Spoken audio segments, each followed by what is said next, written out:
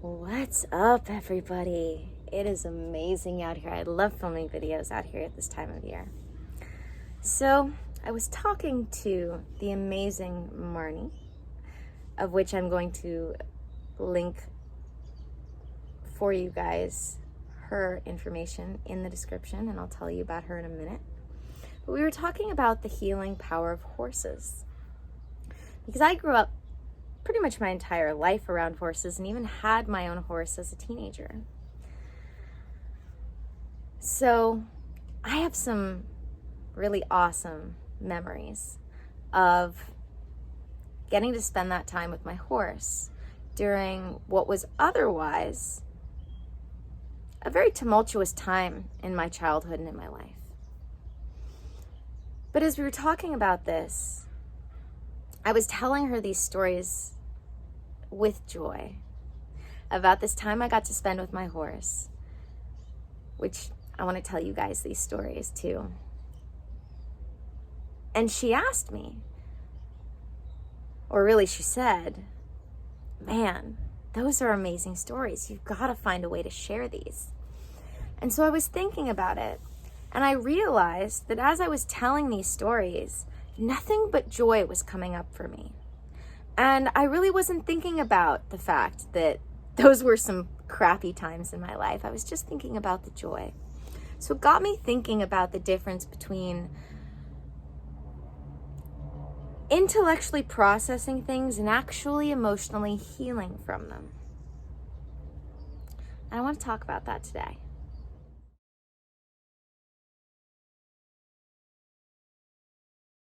What's up, guys? Welcome back to another video.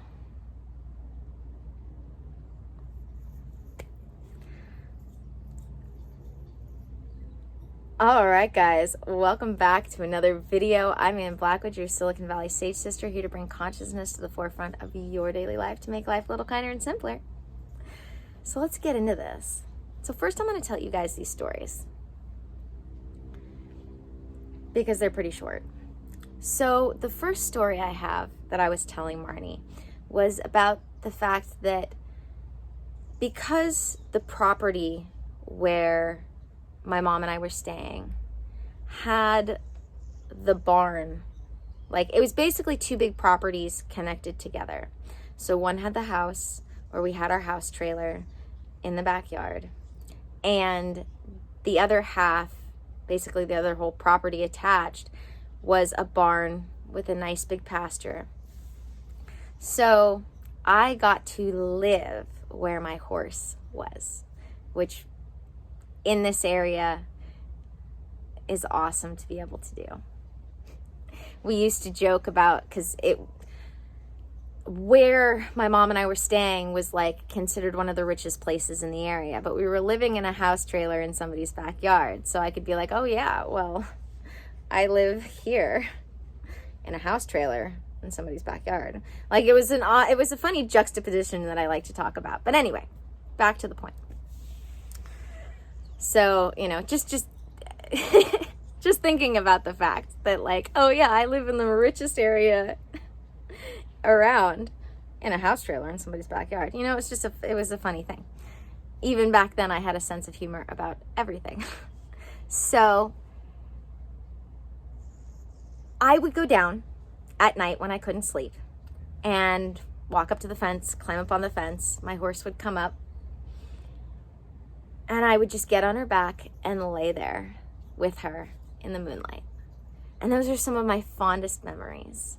Another one is of how the very first night, actually for the first couple of nights, my horse was ever away from her mom for the first time, because my horse, Epona, named after the goddess of horses, because I was even on my spiritual journey all the way back then.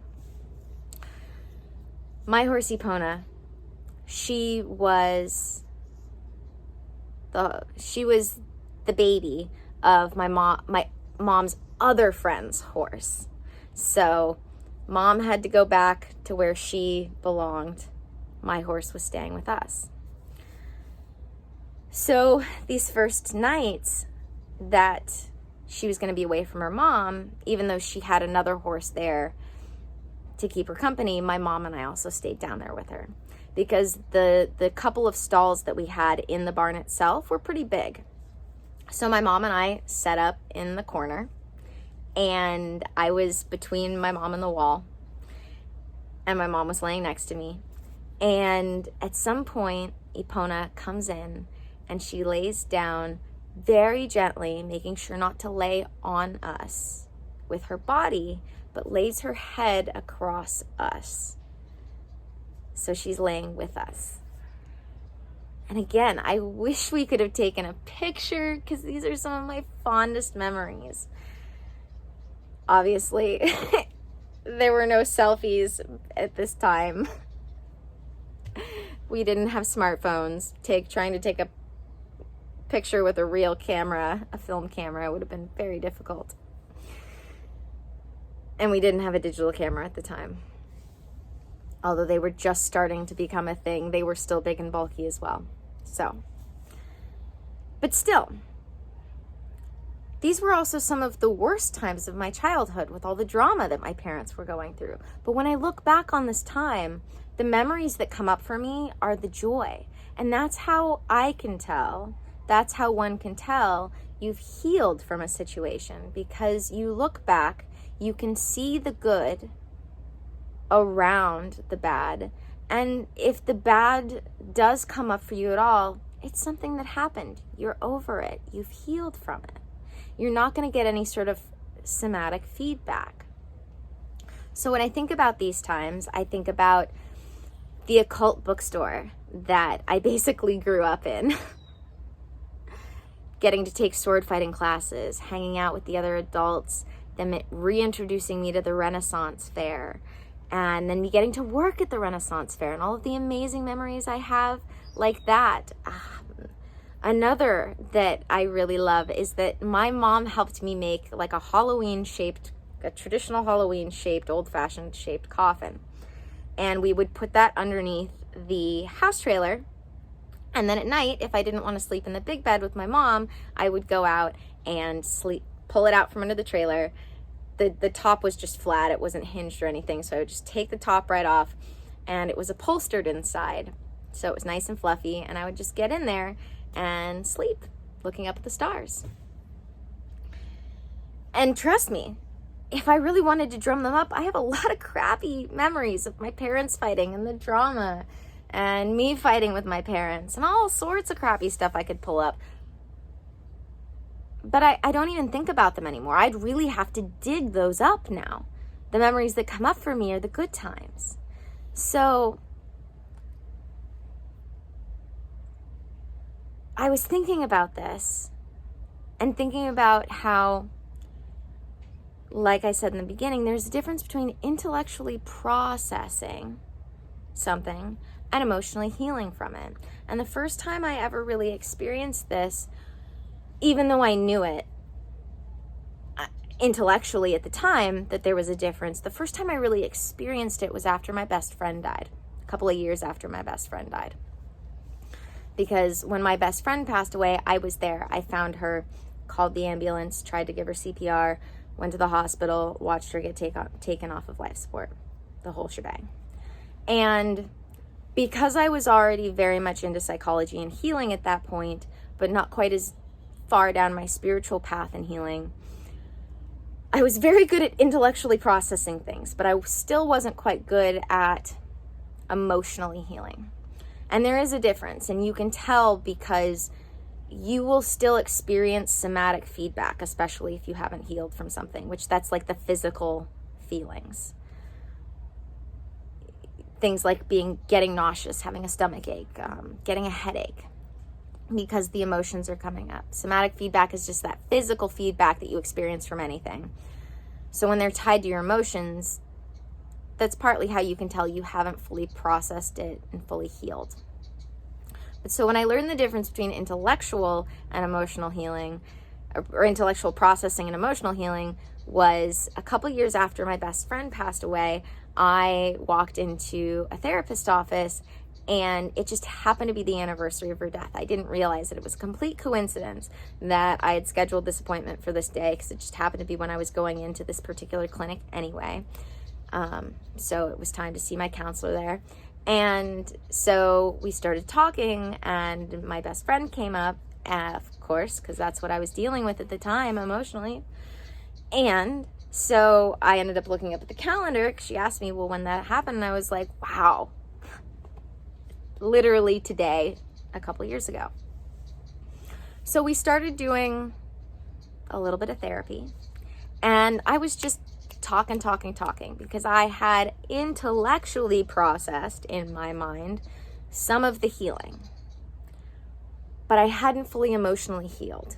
So we get to the end of her asking me all these questions, and then she asked me one last question, and all of a sudden I couldn't breathe. I was sobbing. But when it was all over, I walked out of that office feeling lighter than I had in I don't know how long. And I realized that I didn't even realize how truly depressed I actually was walking in that day. So it hit me like a ton of bricks. Wow. I really, no matter how much I had intellectually processed that, I really hadn't emotionally healed from it. And now I am. And it's a process. A lot of it has to start with intellectually processing it to emotionally heal. But it's a side-by-side process. You can't just intellectually process something. You have to emotionally heal from it in order to be fully healed. And you can tell the difference because when you think about those times in your life, do you think about all the bad? When you talk about it, was it the most traumatic thing that ever happened to you? Because you probably haven't healed from it. Are you somewhere in the middle where, yeah, it sucked, I'm still getting somatic feedback, but I'm in the process of intellectually processing it, or I've kind of intellectually processed it, but not emotionally healed? Because that's what that's going to look like. And then when you've actually emotionally healed from it completely, intellectually processing and emotionally healing, you're going to be able to, if there was any joy, see those joyous moments in and around. You're going to look back on the bad and go, it was something that happened. But there's joy to be found. And even if there's not joy to be found in those times, there is joy to be found now and in the future. And that was something that happened. So I want to remind everybody that there is a difference between going through the motions of healing and actually healing. And that it is a process, and that's okay. And it might take a while, and that's okay. But when you're ready, you can heal from anything once you're ready. All right, guys, thank you for joining me for another video. First of all, I want to tell you about Marnie. Before I talk about myself, if you are a spiritually centered person who is starting a business, or has just started a business, or has had your business for a little while even, you want to hit her up if you want help with your business, because she's amazing. And she can help you, especially with the online parts of your business. I can't highly recommend her enough. Secondly, check out the other links in the description, because if you are ready to heal one-on-one, really get into that healing space, that's what I'm here for. So there will be a link in the description, as well as my email, for you to be able to connect with me, because I am still taking applications for one-on-one clients. If you're not quite ready to get that deep, definitely go check out my Patreon. I have a lot of amazing stuff in there, as far as spiritual as well as healing stuff. Information, tools, all kinds of stuff. Also, right now, because I am doing the fundraiser, signing up for Patreon as a new subscriber that's a way to donate to the cause, because we are making this miracle in real life happen for someone who totally deserves it, and it's so exciting. If you don't know what I'm talking about, there will be a link in the description to my fundraiser videos. I can't even begin to thank everybody enough who has already participated in this. And thank everyone in advance. I want to. Who is about to donate and share. Because we are making it happen. And it's so cool to be able to know that we can make a miracle in somebody else's life with just the littlest bit of effort. Last but not least, remember to subscribe, because I want my custom URL. And YouTube says I have to have a certain amount of subscribers to get that. I want to be youtube.com/balancedblackwood rather than youtube.com/randomly generated blah, blah, blah. So I can make it easier for everybody to find me. So if you're not subscribed already, definitely subscribe. You can even turn the notifications off. I've said this before. How many times have you heard that? Just subscribe. I have my notifications turned off. Well, I have my notifications turned off for YouTube, and then within YouTube, I have some of my notifications for certain people turned on. But yeah. Anyway, thank you guys for joining me for another video. May the energy you serve you well. Let's keep making our way through.